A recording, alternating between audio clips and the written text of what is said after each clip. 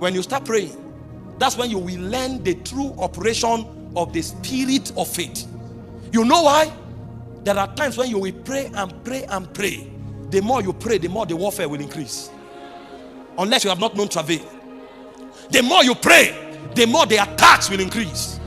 The more you pray, the more the battles will increase. The more you pray, the more tighter your life will increase. One of our sisters in church came to my house a day before I left for South Africa. She's a general in the army. And she's a woman. She's in the Air Force. She's an air commodore. And she came to me and was weeping. She said, when she was living her life, slow and steady, enjoying herself, things were not so tight. She said, now that she has committed to God and prayer, even the position she occupied, they've withdrawn the appointment from her. Everybody has ganged up against her. I say, are you not aware that you troubled the demons in the territory?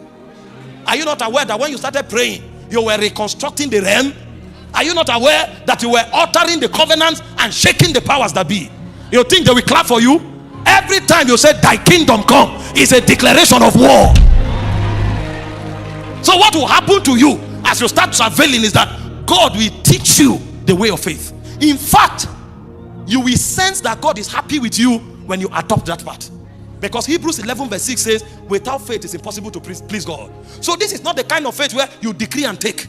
This is the kind of faith where you walk through the fire, you are not burned.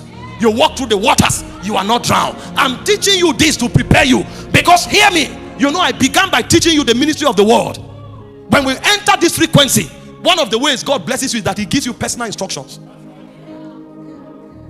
In fact, the Holy Ghost told me as we were going home yesterday that the major thing he did last night was to give men instructions.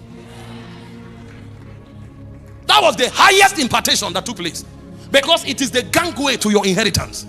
But hear me, as you begin to bet, if you don't adopt the way of faith, at some point you will fall.